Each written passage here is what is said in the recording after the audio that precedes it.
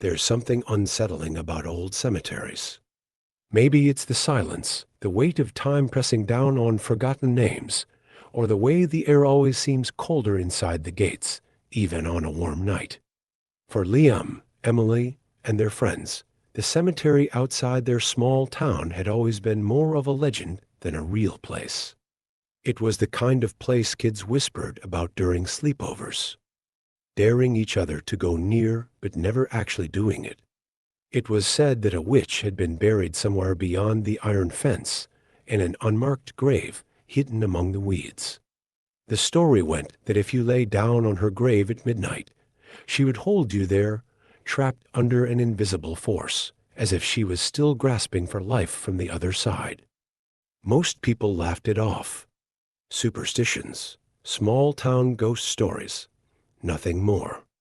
But on a cool autumn night, Liam and his friends decided they wanted to test the legend for themselves.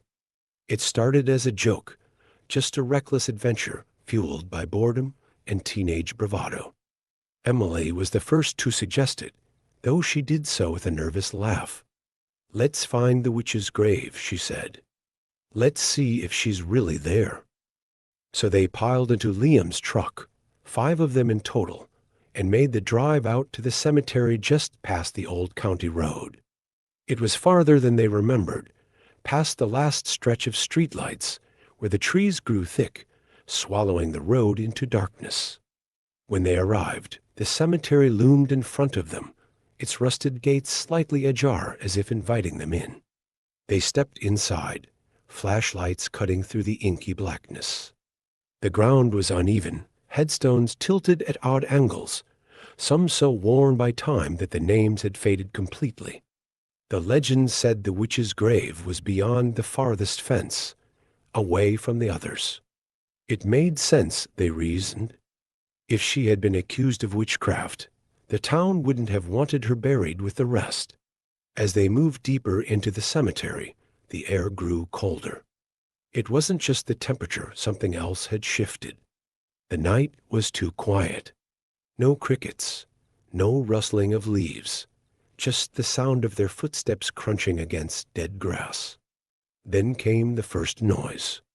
Footsteps, heavy and deliberate, echoing behind them. They all stopped. The footsteps did not.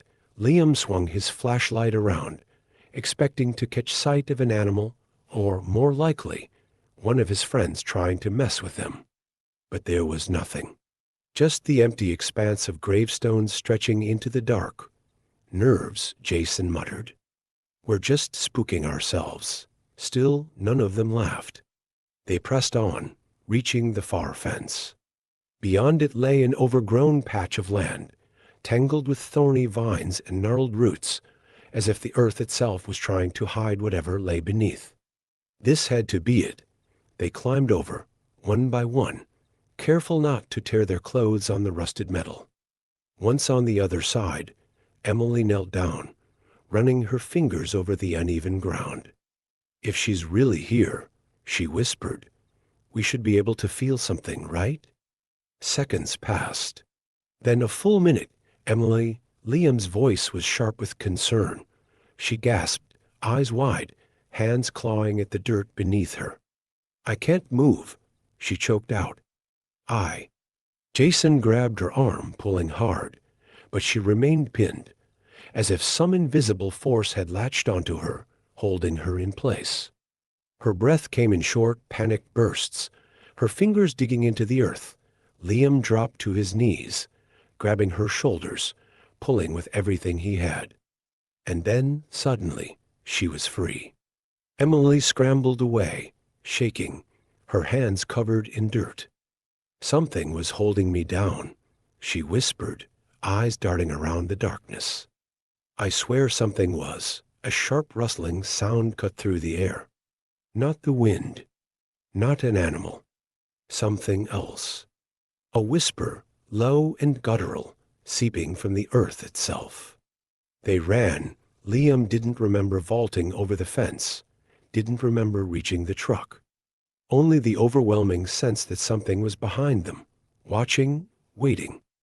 Emily was crying, her hands still shaking as she wiped them against her jeans. And no one spoke on the drive home. For weeks, they didn't talk about it. They tried to push it away, pretend it had been nothing more than an overactive imagination. But then Emily started waking up with dirt under her fingernails. She would dream of the cemetery, of lying in that same spot, unable to move, unable to breathe. And each night, she felt something pressing down on her, a weight so heavy she thought it would crush her. One night, Jason woke up to find his own hands covered in dirt. It wasn't just Emily. It was all of them. Liam woke to the sound of whispers outside his window, low and insistent, as if someone or something was calling him back. Then came the bruises. Deep, finger-shaped marks appearing overnight on their arms, their legs, their shoulders. Like hands had been gripping them in their sleep, desperation led them back to the cemetery, not because they wanted to, but because they had to. Something had followed them home, and they needed to stop it. They returned with salt, candles, prayers whispered into the night. Emily was the one who spoke first, standing in the spot where she had been pinned down. "We're sorry," she said, voice shaking. "We didn't mean to disturb you." The wind picked up, howling through the trees. And then silence, a heavy, pressing silence, and just like that, it was over. The dream stopped. The bruises faded. The whispers disappeared, but none of them ever spoke of it again. And none of them ever went back, because some legends aren't meant to be tested. Some graves are meant to stay undisturbed. And sometimes the dead don't like being remembered.